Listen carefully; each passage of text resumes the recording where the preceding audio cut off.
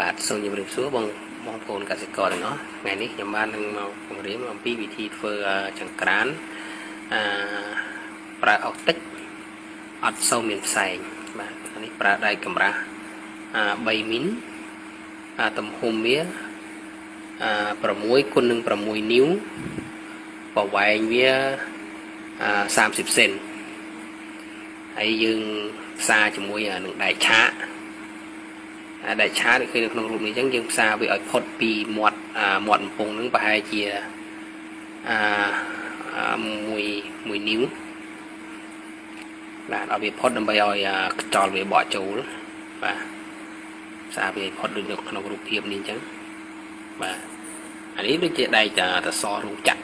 រឬว่าយើងបត់វាធ្វើជាបំពង់បែបនេះក៏បានមូលក៏បានតាមតែជាងតាមតែការថណិតរបស់ជាងអានេះយើងប្រើដែក5 គុណ 5 นิ้វប្រវែង25 សេនហើយយើងផ្សារតក្រែងវានេះផ្សារអញ្ចឹងហើយឲ្យវាចេញលៀនមកជារៀងហ្នឹងបន្តិចមកដើម្បីឲ្យវាបំពង់ហ្នឹងវានៅនឹងចំកដាលបំពង់ដែលយើងមើលមិញ30 ហ្វុតហ្នឹង30 សេនបាទផ្សារអញ្ចឹងអាហ្នឹងស្រួលដល់ពេលយើងដាក់ប្រកាត់ទៅអស់វាធ្លាក់នេះកំពុងសម្រាប់ឲ្យខ្យល់វាចូលខាងលើដើម្បីវាឲ្យវាឆេះកុំឲ្យមានផ្សែងចេញដូចចង្ក្រានយើងធម្មតាហើយយើងផ្សារក្នុងនោះផ្សារចិត្តអត់ឲ្យមានឲ្យខ្យល់វាចូលទេឲ្យខ្យល់វាចូលតាពីក្រោមហើយនឹងរុនដែលយើងចោះជាហៀងហ្នឹងបាទផ្សារវាចិត្តខាងលើហ្នឹងដៃកម្រាស់ខាងលើហ្នឹងប្រហែលជា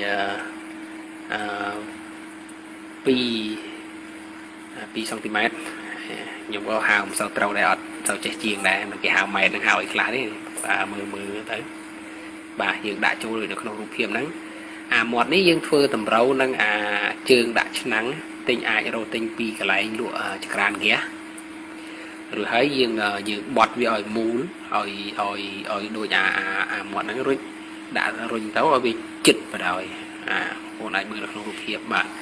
រុញវាអញ្ចឹងរងវាចិត្តបណ្ដោយយើងមូដែកធ្វើម៉េចឲ្យវាសមស្របទៅតាមនឹង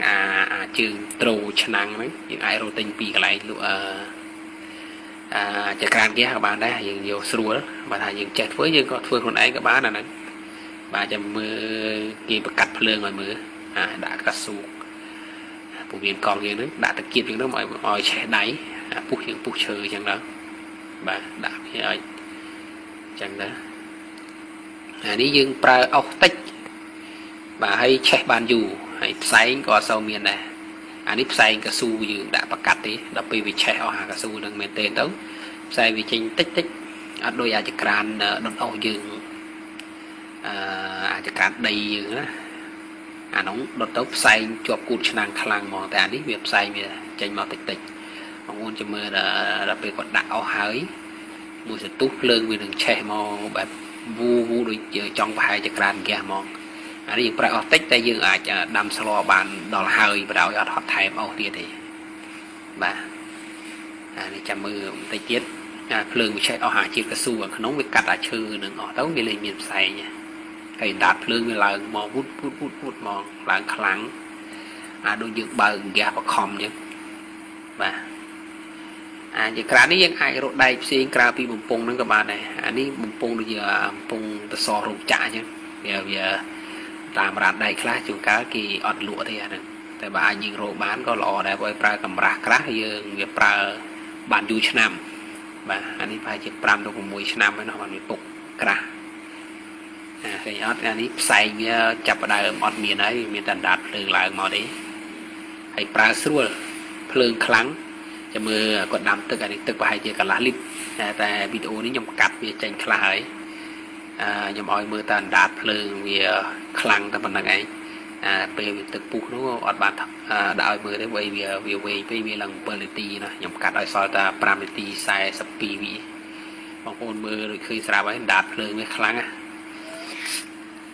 បើយើងដាំទឹកហើយអណ្ដាតភ្លើងវាក៏នៅតែខ្លាំងដែរហើយផ្សែងហ្នឹងក៏មិនសូវមានដែរបាទផ្សែងមានតិចហើយយើងប្រើអុសតិចបាទយើងជួយអនុរក្សព្រៃឈើផងព្រោះថាយើងចង្ក្រាននេះធម្មតាយើងប្រើអុសច្រើនដាក់2 3 ដងរួមបានចិនបាយចិនសឡអានេះយើងដាក់តែម្ដងឆ្អិនហ្មងបាទបាយសម្លអាច chân mà thầm mơ thế cloud được chiu mà bạn hình lương đấy đạt lương với khlang mà nó bị trẻ pin tầm hưng tới vì khlang mà dương pra chẳng việc bà giặt